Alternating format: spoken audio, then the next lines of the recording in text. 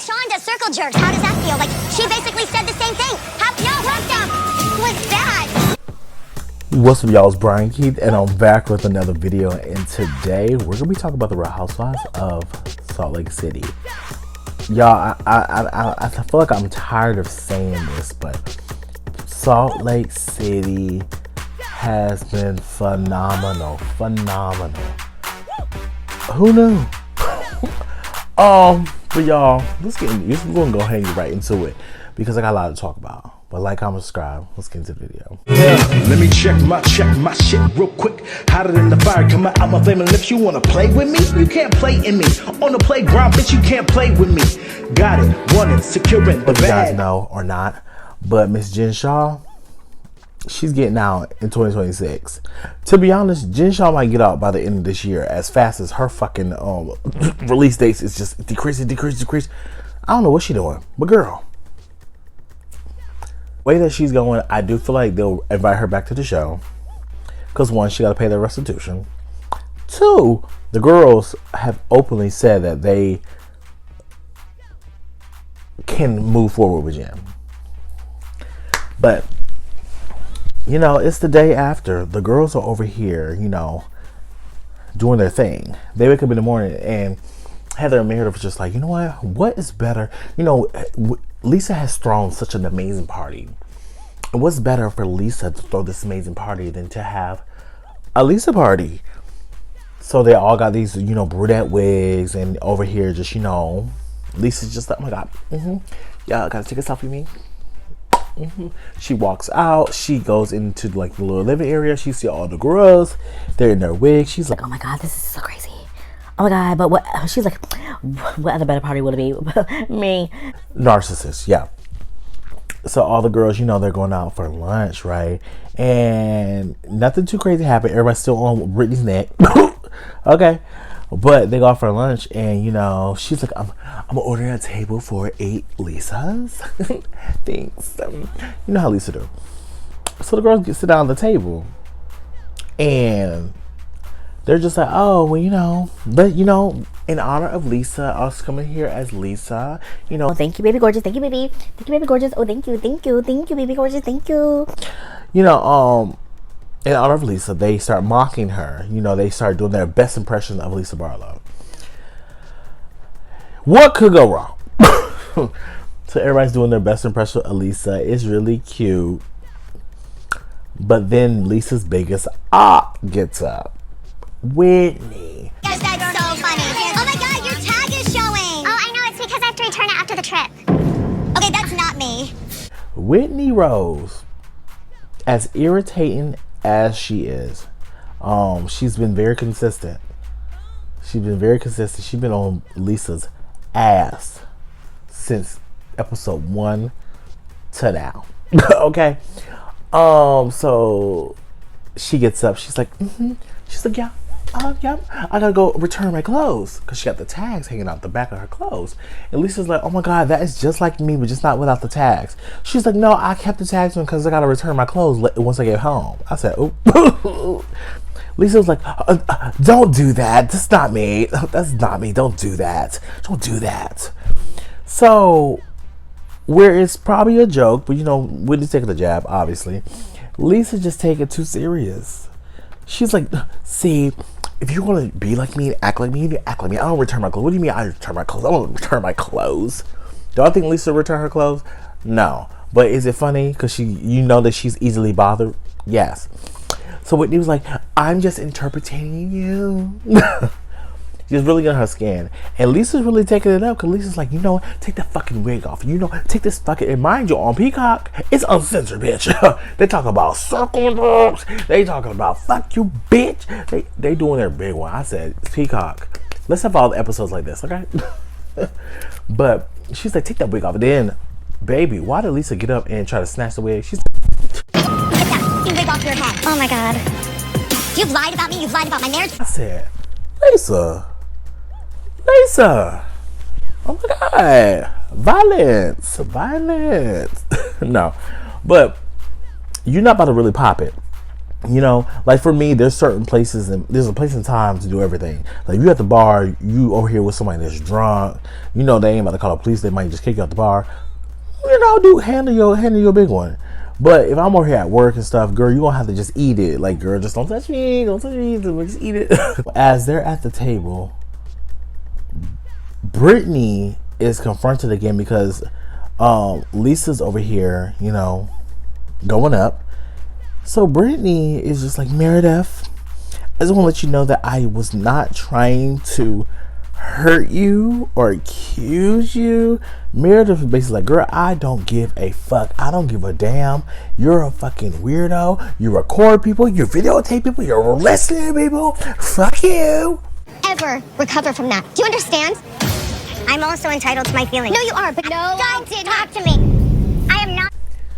Bitch, Brittany's like, I can't win for losing. I can't do this. I can't do this. She walks off. The girls run after her. For what? I don't know. I'm with Mary. Like, girl, at some point, I don't, like, you caused this problem because you wanted to be a weirdo and tape people. My whole thing is, let's go into the time frame where she was taping. Because if she was just taping, it was like 4 seconds. Like, oh shoot, she's trying to fix her phone. Maybe it's an honest mistake. But if it's minutes with the phone backwards, because you hear the little ding and you see her like she's listening to the group. Girl, no ma'am. What you should have did, Brittany, you should have did a voice note. You should have pressed the voice note and you can close your phone. And you can close your phone and listen. But you know, the girls over here try to console Brittany. Like, Brittany's like, I'm not a mean person. They're like, girl, we understand, we get it. So the girls basically split up. Half the girls go to horseback riding. The other half go to, what do they make? Pico de Gallo?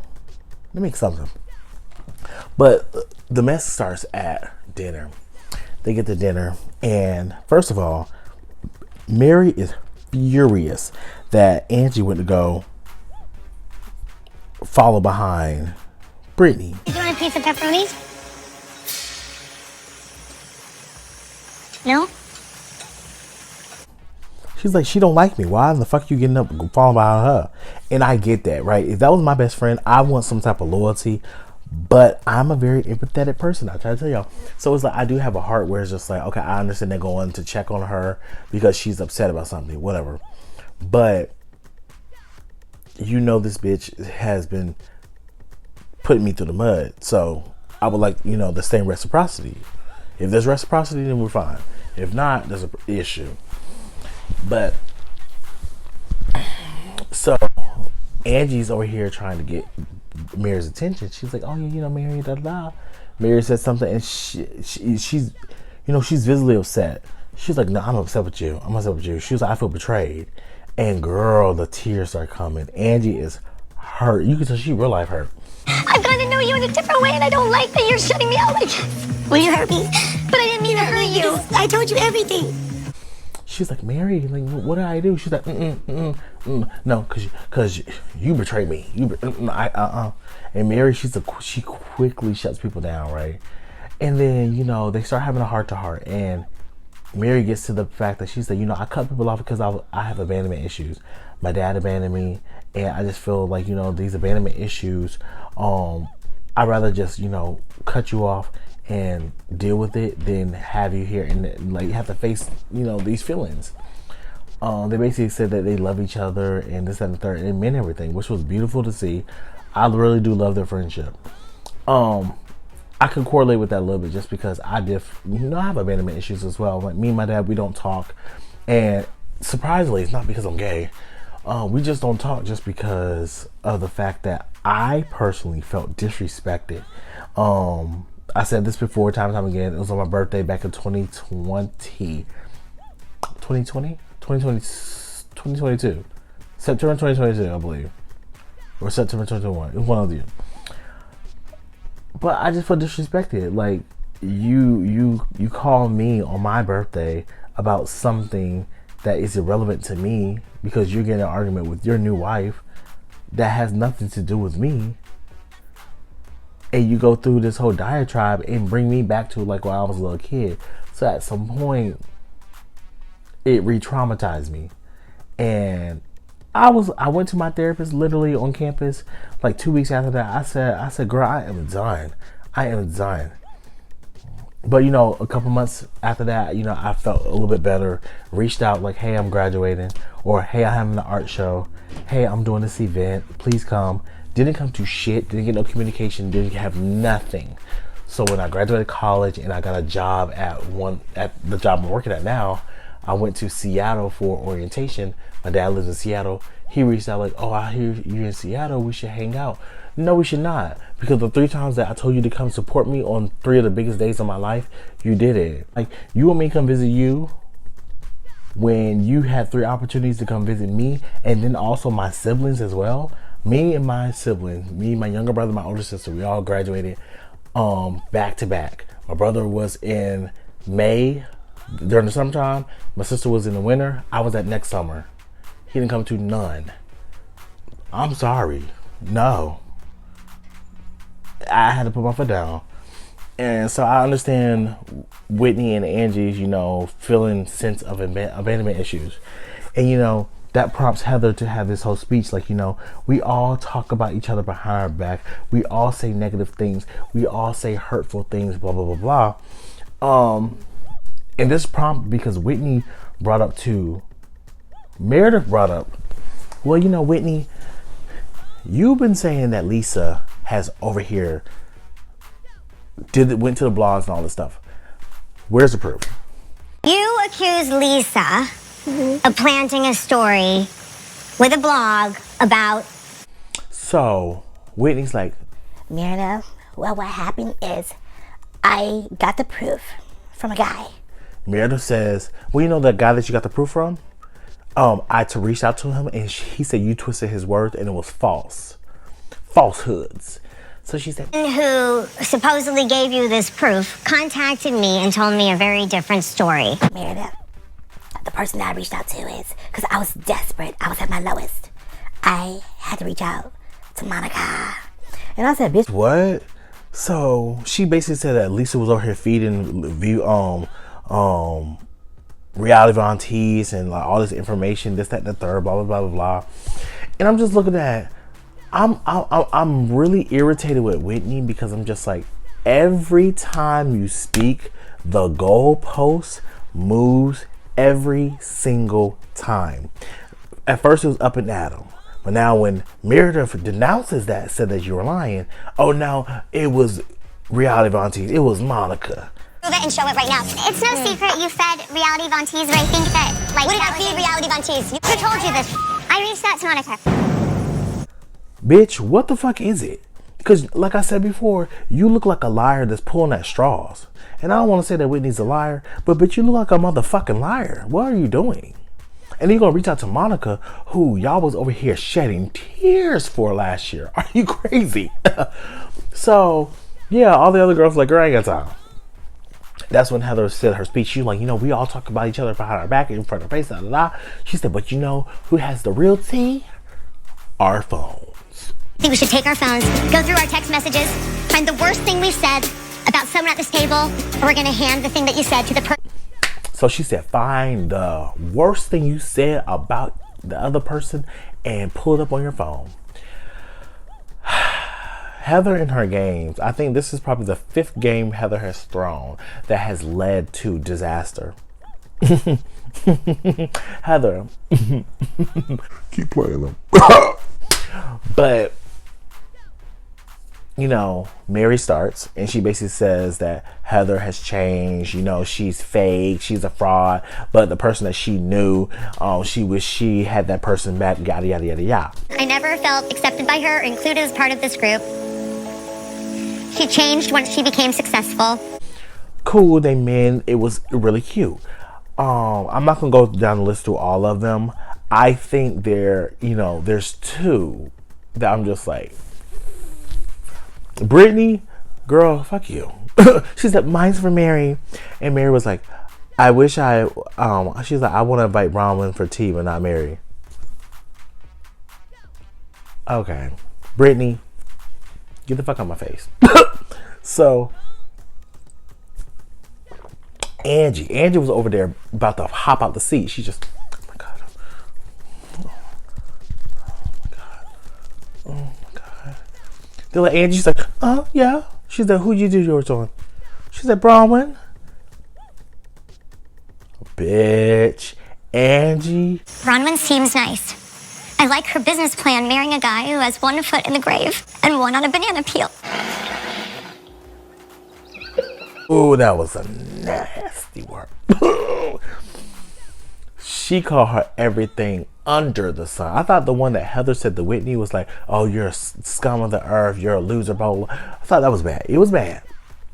But Angie to Bronwyn, that was bad. Oh, bitch. That was bad. That was bad.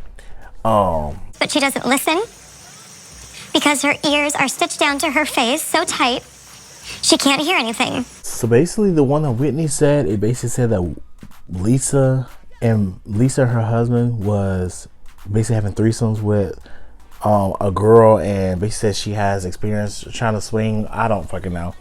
But Lisa got viscerally upset. She was like, oh my gosh, what the fuck? She has made out with Lisa while jerking off John. What the is that? I don't believe what it. the is that? Now, I'm not gonna hold you because the girls want to act like, oh, I can't believe. And this might be biased because I am a Lisa fan, but I'm just going to speak the truth. Because Angie, you was over there kikiing. You and Heather had to put the napkins up because y'all was kikiing and thought it was so funny. Now, what Lisa said to Angie, I don't think it was right, because don't sit up here and say you don't know how it feels and then throw it back in my motherfucking face. Bitch, you're going to come after somebody, go after Whitney, right? But Angie, you thought it was so funny. So when Lisa said that your husband was over here, she heard that your husband was over here in a circle jerk. Now you want to be over like, oh my God, oh my.